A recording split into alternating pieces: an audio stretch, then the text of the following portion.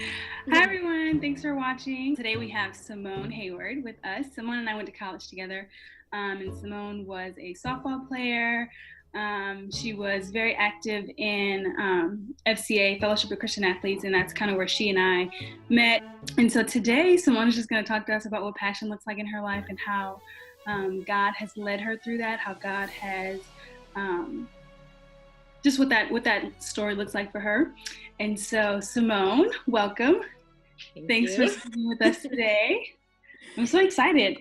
Yeah, I'm very grateful that you're talking to me, and I know this is going to be a blessing to so many people. So, Awesome. um, what does passion mean to you? Passion. That's a good question. Passion, I think, kind of coincides with belief. Um, One thing, like at one of my jobs now, I train people basically, and one thing they have to have is enthusiasm. Mm-hmm. You can't normally teach enthusiasm, but you get enthusiasm from belief in what you're doing or what you're selling or whatever. You have Mm-hmm. to believe in it. And so I believe passion is similar to that. Passion is just this internal, just energizer battery that keeps you going towards what you believe in. And that's what I think passion is. What does that look like? How do you make sure that what you're pursuing is in line with what you believe in? It's really about making choices Mm-hmm. every day. And no one's really that great at this. We kind of have to work towards it. But for me personally, you know, when I was younger, I thought about what I wanted to do Mm-hmm. when I grew up. And that's what, everyone says, what do you want to do? What do you want to be? And for that, you kind of, as a child, you switch all the time. Mm-hmm. And then you kind of pinpoint like, oh, I want to do this. And then you go after it. And so kind of what you do, like where you go to school and things like that, that's towards like what you want to do. And so I was recently challenged like a couple of years ago with how I want to live. And so for me, I think about how I want to live. And then I kind of make decisions based on like, is this going to get me to where I want to be? Mm-hmm. And so when you start to get passionate about your life and your future, you Mm-hmm. get passionate about the decisions you have to make, even if they're not pretty all the time, right? Or even if there's delayed gratification or anything like that. For me, I'm just very passionate about traveling. I'm very passionate about serving, just being a blessing to other people and being able to be there for them and serve like underrepresented populations and things like that. So as long as I have that passion to help and to serve and to travel and just to live, I think that kind of drives me towards what I have to do to live that life. Yeah, Right. that's good. Motivating someone is basically putting something inside of them, like you're giving them something to work with, as opposed to inspiring someone. You're taking what's already in them and bringing it to life. And so that just kind of reminds me of inspiration and what we kind of focus on when we're trying to achieve something. I know you said you're passionate about serving and traveling. What are some things that you've had to overcome to fulfill that passion? My own mind. For me, kind of saying no to current opportunities is what I've had to overcome. Like I have to remember in my mind, like I'm going to be able to do this. Mm-hmm. I'm going to do it on my terms. So it's my mentality of, do I want to do it for the sake of it, or do I want to do it because I want it to and how I want it to? Mm-hmm. And so with that, it's like, it's seriously just a mental thing. Um, I'm also in graduate school, right? And that's a huge mental thing because it's like, I could just stop. Like, I don't have to keep going. Yeah. I have my master that's not that serious. I mean, to me, it's not that serious because it doesn't exactly align with how I want to live in the future. It's kind of like a means to an end for like a season of my life. Mm-hmm. Um, but in my mind, I have to remember, like, okay, I'm doing this for a reason.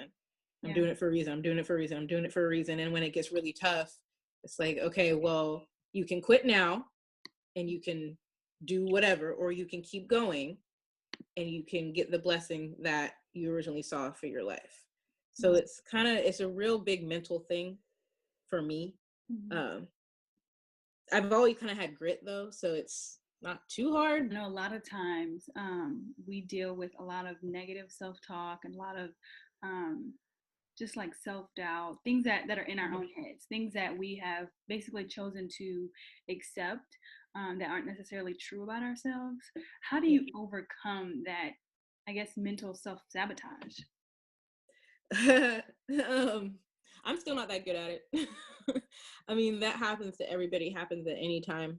And if you meet someone who says they have overcome it, they're like a master of it, that's false. Yeah. It's not true. You can't actually, because it'll always happen. It's a natural thing that will occur in our brains. And so what you can just think of is how to just basically build up your skill set in order to combat that when it happens. I have a dream board, and so that reminds me of everything that I want. And it kind of refocuses my mind where it's like, okay, I can be feeling, under the weather or whatever, but am I going to feel sorry for myself, or am I going to go get what I have on my wall? Right. And then another thing is 5 affirmations a day in the morning. So picking 5 and just saying those over and over and over while you're getting ready, before you even walk out the door. And then I have little like stickies or little notes to myself in random places that are just quotes that work for me. Another thing is just I read awesome books that really focus on personal growth, things like that. And I think the biggest thing is positive association, that a lot of people don't realize how powerful your association is. And it could be someone, family, friends, whatever, that you've been close with for years, but if they're not really feeding positivity in your life, then that can really be a downer. If we're not like valued and like-minded, I just can't be around you as much. I love you, but I can't be around you because it doesn't help with my positive image, right? Because we're battling these things every day.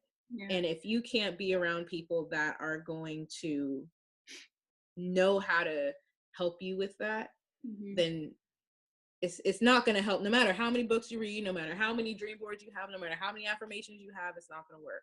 So it's things like that really help me. So the affirmations, the dream board reminding me of like what I'm really focusing on, the books and the association. Absolutely. Because I have mentors and I consult with different people. Where do your affirmations come from? Mixture of places. Sometimes what I'll do is when someone criticizes me or says something negative towards me, I'll actually write it down. I'll put on the sticky note and I'll put that on my dream board as well over the different dreams. And if it bothers me enough to where it's like, I gotta do something about this, then I actually turn what they said into an affirmation. Another place, some of the books that I read, I'll see something, I'm like, oh, that's a good one. Yeah.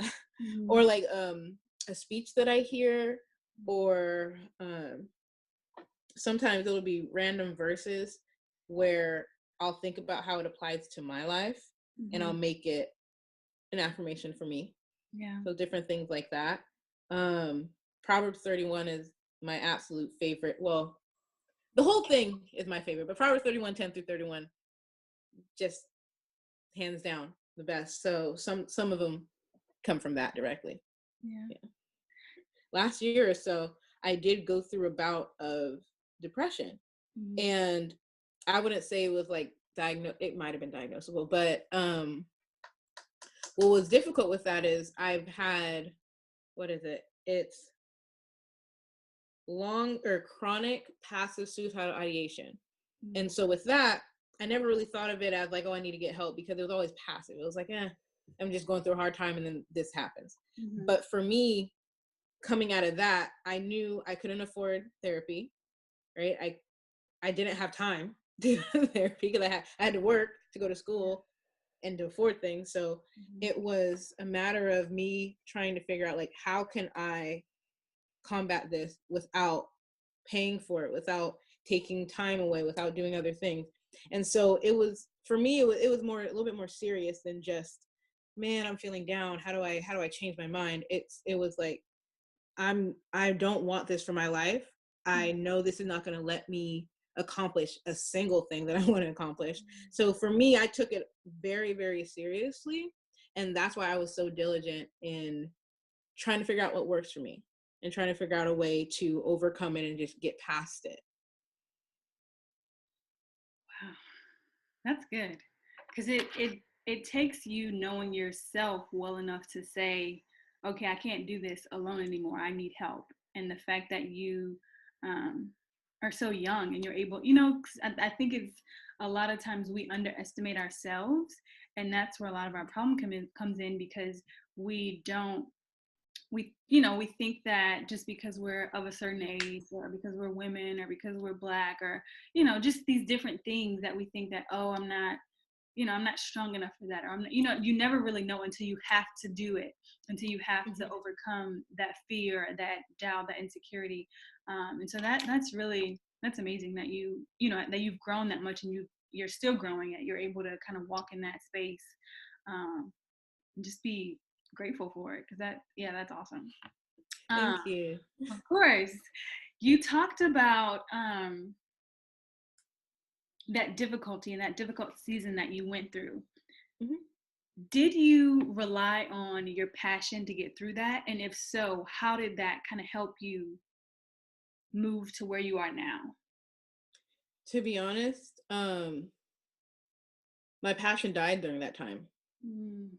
It died. It was a very difficult time, and it's hard for me to think back on it now because I moved past it. Yeah. And like, I kind of like the whole, everything I thought about during that time, all the negative thoughts and things like that, because they're not my reality anymore, it's hard for me to even go back to there.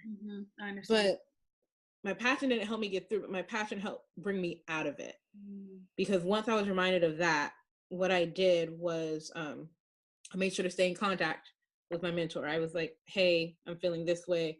And even if I wasn't feeling my best, I just send her a message, something like that. And she remind me again, this is what you're doing. This is what you said you were going to do. This is what you said you had a vision for, and all that stuff. So it reminded me. And that kind of ignited my passion again.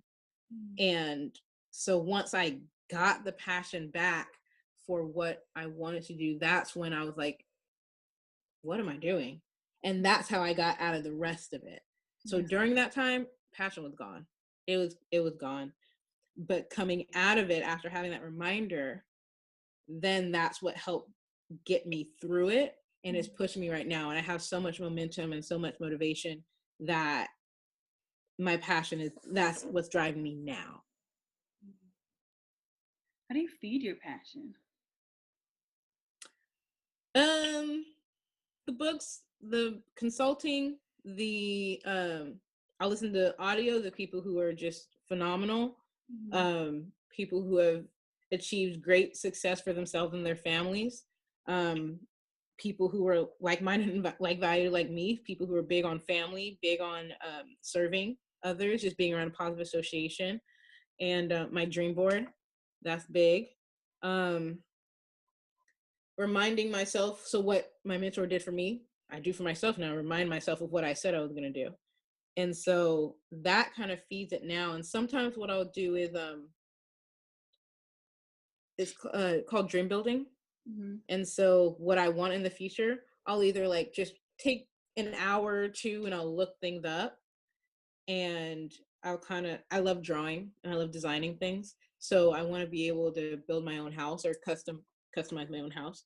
And so I'll look at different designs and interior decorators and things like that, and I'll put things together, and it'll reignite my passion. I think serving, like anytime I get an opportunity to serve, that ignites my passion, because it's like, this is awesome. This is what you can do right now, but imagine what you can do later. I was raised and I was taught, and right now my mentor keeps telling me, like, you can have what you want. Like, find someone who has it, ask them how they did it, and then go do it, as long as it aligns with your values and more. I mean, it may, again, not look pretty, but you're gonna do it if you really want it, right? So that's kind of what I think of. When you say the process to get to what you want may not always look the prettiest or may not always feel good. Has there been a time where there was something that you wanted and um, maybe the struggle or the pain that you endured to get there was um, maybe not worth the end result?